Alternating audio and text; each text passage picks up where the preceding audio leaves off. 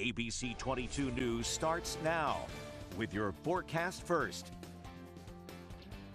Hi folks, Sky Tracker meteorologist Haley Boulay with a bird's eye view of Thunder Road. The heat's happening behind us right now. Big race in a few minutes, but we are dealing with a nice night in terms of rain. At least it's hot though, it's sticky, especially as dew points are in the upper 60s to lower 70s. Right now, keeping an eye on a couple of isolated showers on radar. Nowhere near us here at Thunder Road, so racing off to a great start. I did hear a driver report that the track was a little damp still, but it dried out nicely for the most part. Temperatures in the 70s and, well, 80s for Springfield, that's about it.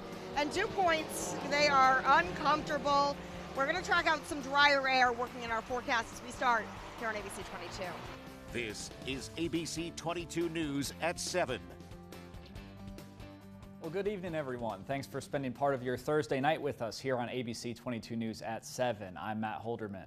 Now, let's take a look at your top 7 at 7, which actually starts tonight with some breaking news. Former President Donald Trump is facing new charges in the classified documents case. The new counts are for obstruction and also willful retention of national defense information. Also, a third defendant was added to the case, Carlos de Oliveira, who's head of maintenance at Mar-a-Lago. Prosecutors say he and the former president tried to keep security camera footage from being reviewed by investigators.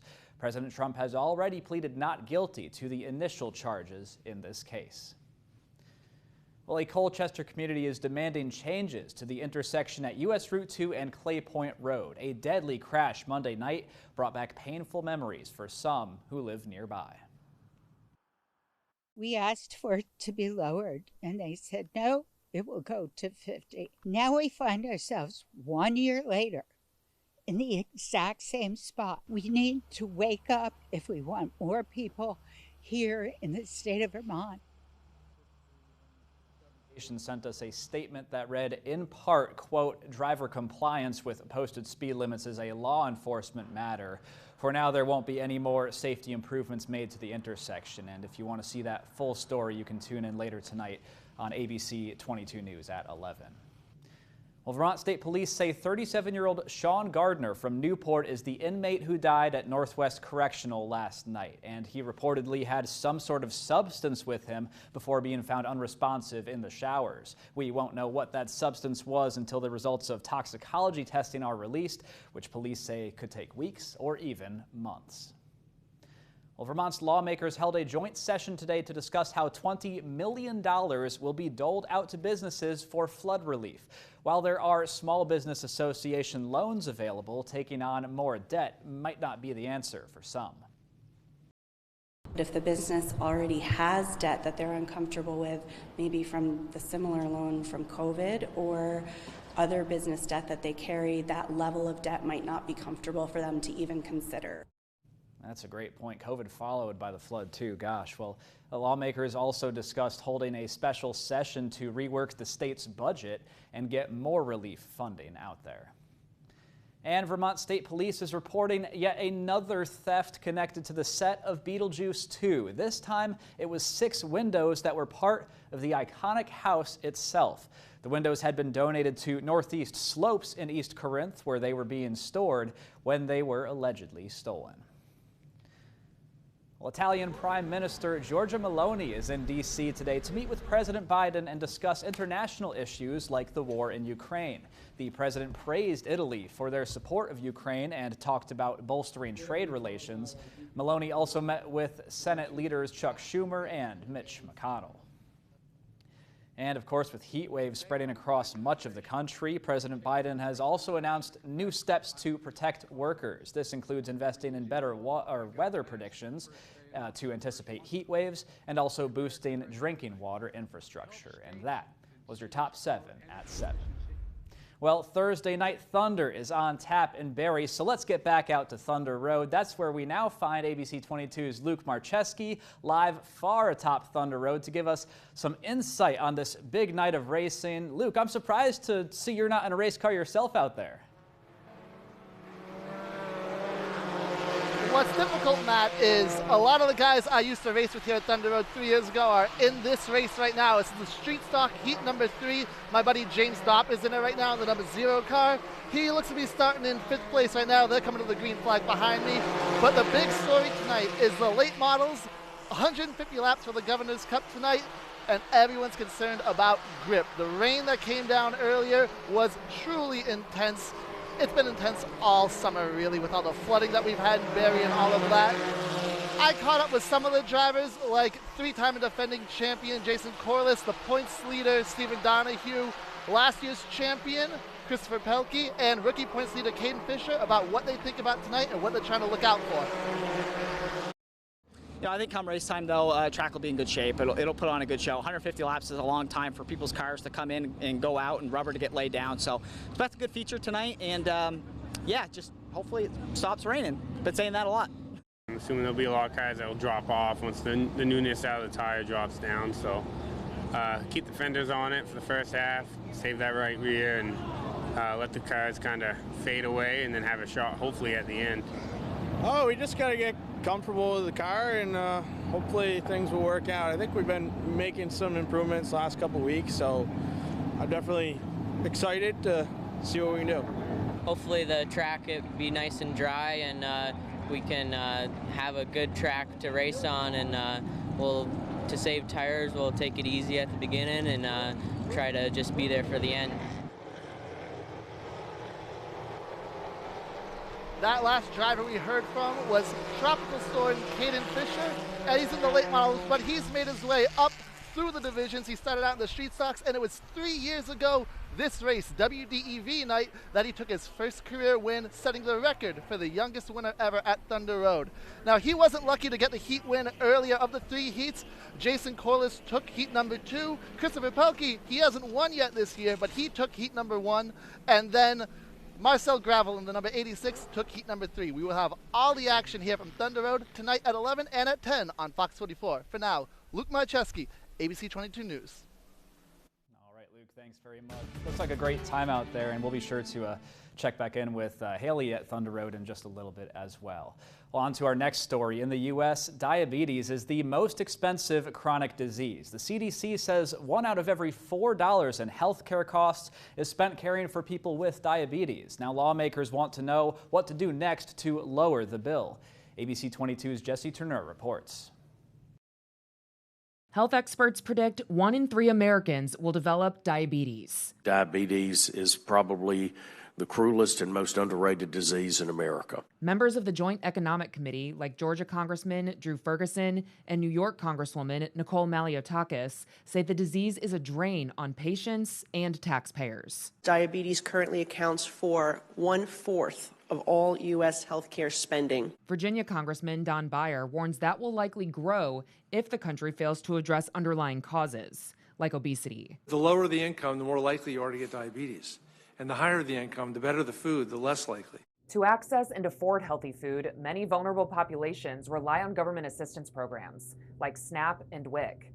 But the House is considering cutting those benefits. Cutting fruits and vegetables out of nutrition programs is absolute lunacy. Lawmakers and diabetes experts stress a lot of the money from the programs feeds kids. The younger you are exposed to healthier foods, the more likely you are to continue that into adulthood. The American Diabetes Association says that's critical in the fight against the disease, since complications from it are now on the rise in young adults. In Washington, I'm Jesse Tenor. Now on to some events going on around our area this weekend. Plenty of fun at hand here. Well, if someone in your family wants to brush up on their soccer skills before the fall sports season gets started, we've got a great opportunity to tell you about right here. The Rutland City Police Department is hosting a Kids and Cops soccer clinic this Saturday from 9 in the morning until noon, and it'll be at Vermont Sports and Fitness in Rutland. This is a free event for kids 12 and under, and officers will coach the kids on their fundamentals, and then everyone will play in a scrimmage. And according to the department's Facebook, there may even be some Stewart's Shop ice cream at the end. What a nice sweet treat to throw in there. And speaking of sweet treats, you have until Sunday night to go check out the Clinton County Fair in Morrisonville, New York. Plenty of great food there. The monster truck shows start at 7 o'clock tomorrow night and Saturday night. Tickets are $25 for adults and $12 for kids. And if that isn't destructive enough for your taste, the Demolition Derby, which is always a hit, is Sunday at 1 in the afternoon and then again at 6 o'clock that night. Tickets for the Derby are $10.50. And of course, there's always the rides and games on top of all of that. So much fun out at Clinton County Fairgrounds. And now a slightly more mellow event is the Vermont Blueberry Festival this Saturday from 10 to 1 at the Craftsberry Farmers Market. This event is free to attend. There will be some live music, some blueberry picking, a bouncy house, prizes, and other activities for all ages. And get this too, there will be a pie contest at 11. Oh man, I really would love to participate in that myself. For more information on all of these events, including where you can get your tickets or register, you can head to our website, mychamplainvalley.com. Well, what would you do for $50,000 worth of Subway sandwiches? You might want to ask some of my buddies down in Boston. They've been mowing through sandwiches all week, but the popular sandwich chain is offering that up for anyone who doesn't mind going by the name Subway. Stay tuned for that. And Prince Harry's lawsuit against a popular British tabloid is going to trial. Nice night here at Thunder Road, minus any thunder, right? We kind of skipped out on the severe weather. Southern Vermont, not so much, but Southern New England definitely saw some action today. And we are looking at another round of showers and storms working through for Saturday. More on that in just a few minutes.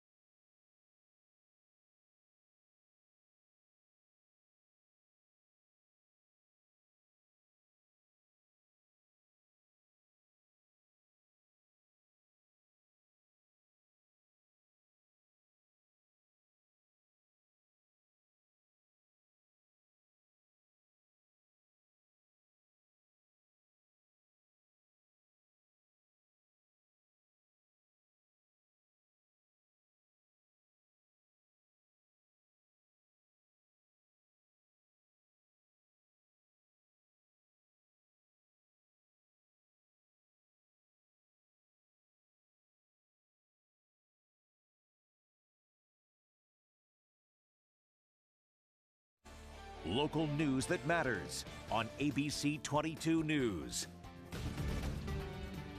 Let's start today's talkers off with some Subway. You don't need to sell your soul for $50,000 of Subway gift cards, but you will need to change your name. The sandwich shop chain is looking for one person to change their first name to Subway, and that is in exchange for the $50 grand in gift cards.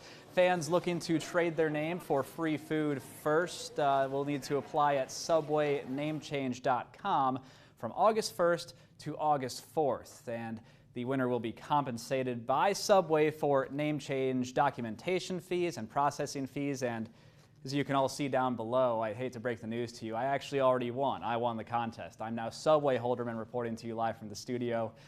I'm kidding. It'll be August 1st, August 4th. That's when you can register. On to our next story here. Prince Harry's lawsuit against a British tabloid is going to trial. A London High Court judge just approved his lawsuit against The Sun, rejecting the newspaper's attempt to get the suit dismissed. Prince Harry is suing The Sun for invasion of privacy, alleging the tabloid used unlawful means to get information about him.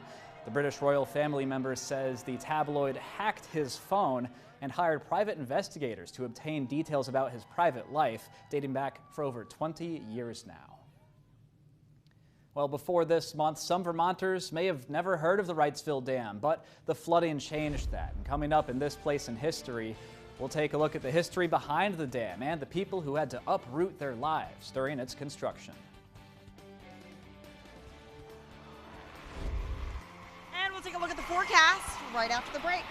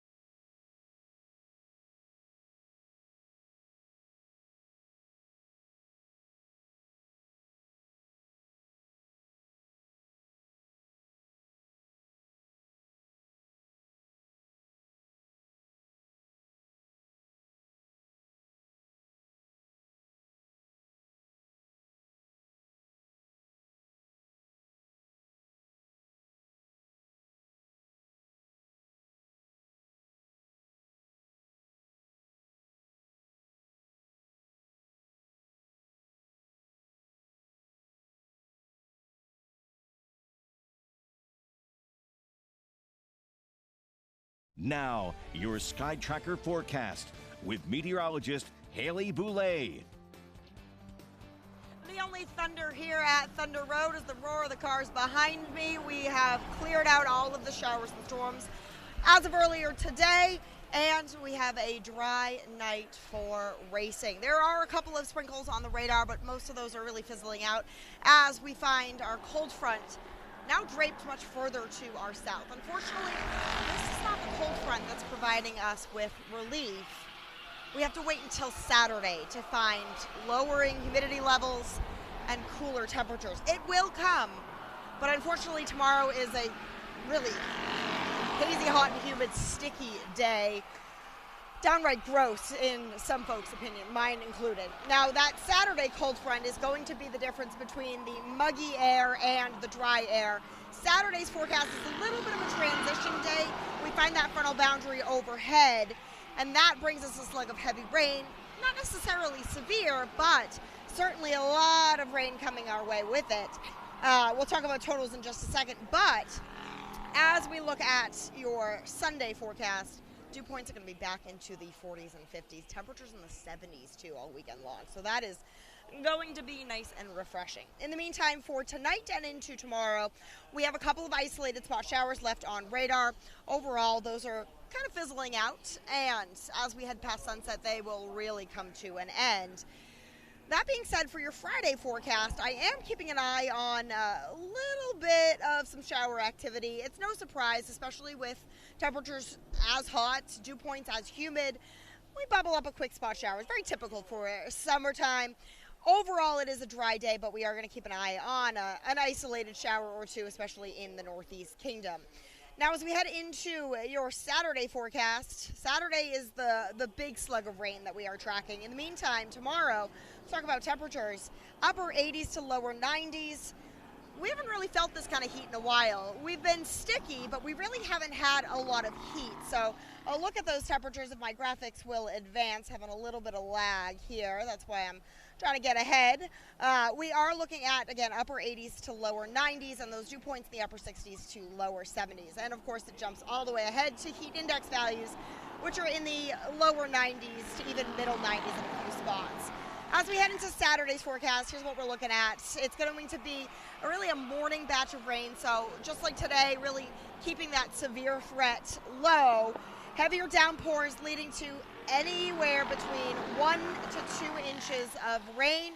And as we jump ahead to that 7-day forecast, we will see if we could jump ahead, Jason, for me. Having a little bit of trouble here on my graphics system. In terms of, lag. A lot of people here. Slow service. Here we go. There's the 7-day forecast. Sunday's going to be a beautiful day. Monday, I wanted to give you a heads up. A little bit of a change to the forecast. It looks like there's a cold front that comes through for the afternoon. That provides us with a couple of spot showers. Overall, we are looking at low humidity levels, though, into the middle of next week. That is your latest check of the forecast. If you missed anything, you need a quick recap, the place to go is mychamplainvalley.com.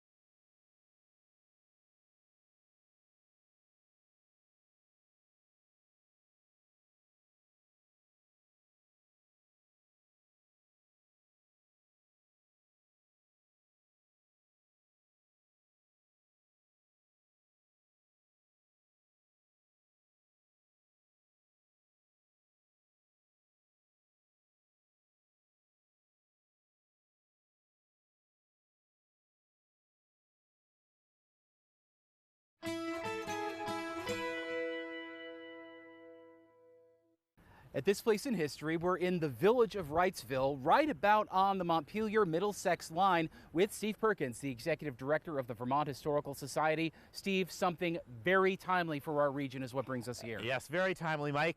You know, we're filming here in July of 2023, and we've just seen some major flooding, some of the worst flooding on the Winooski River since the flood of 1927. So we're standing on top of the Wrightsville Dam, which, as you know, was in the news a fair amount. Yes, and it had to be built because of that catastrophic flooding nearly a full century ago. So on November 2nd of 1927, a number of tropical storm combined with another storm coming across the United States came together and came up through Vermont, and it was just catastrophic flooding for the state. Worst natural disaster that this state has ever had still. After that storm, the state had to say, how do we recover and how do we become more resilient to flooding in the future? Now, the Army Corps of Engineers had created a whole flood plan for the Winooski River Valley. It included a number of dams, but it ended up getting refined down to kind of three, let's call it 3.5. Reservoir dam projects. And so right here in Wrightsville, we're on the north branch of the Winooski River. That was one, and it's meant to slow the water, not stop it, but slow it. So we have a big reservoir which can fill up and slow floodwaters down. East Barry, and I think everybody knows about Waterbury Reservoir. Those were the three big projects. And then they also rebuilt what was called the Clothespin Dam in Montpelier. Which we did a piece having to do with fairly recently. The Clothespin Factory. The dam helped run the Clothespin Factory. All of these things happened. It was part of the Civilian Conservation Corps program. It was all done by veterans and run through the Army Corps of Engineers. And all done by hand, which would have been a massive undertaking in the 1930s. Oh my goodness. When they first started this, it really was by hand. It wasn't until like the following year that they started bringing in heavy equipment. So this huge dam that we're on, all these other things that you see, this stone was quarried by hand. People were digging out with shovels and wheelbarrows to create this massive infrastructure. President Roosevelt came to visit and inspect the works, and we have a picture of him driving right across the top of this dam. We were really worried a week ago. Yes. Will the water overtop the Wrightsville Dam? It did not. Steve, it stands to reason that an infrastructure project of this size and scope would necessitate relocation of folks that would have been living in the immediate area. So who would have had to move? Yeah, it did, Mike. And this particular project in Wrightsville was the only one that happened on private land. So really the state had to take this land by eminent domain, unlike the sister project over in East Barry. And there was a whole village over here that had to be relocated. And what we know is Route 12 now actually went kind of right where we're standing, right under here. So they had to relocate the road, they had to relocate the river, the village, and they had to relocate even a cemetery that was in that village. So yeah, it did impact people. It did move people, and yeah, there's a village under the reservoir back there. Please come visit us at the Vermont History Center in Barrie with very extensive library and archives. We have a lot of information, especially on this particular project, the Winooski Valley Flood Control Project of the Civilian Conservation Corps. We'll learn more about veterans who built the project next week at This Place in History.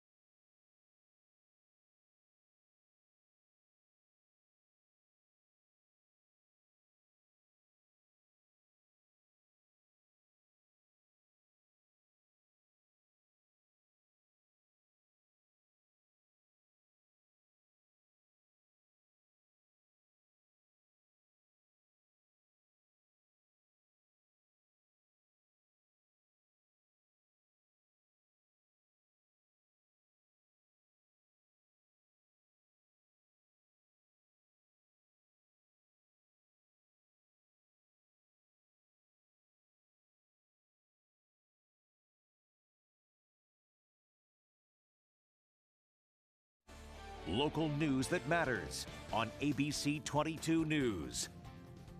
We're out of time, but thank you all for joining us. We'll see you back at 11.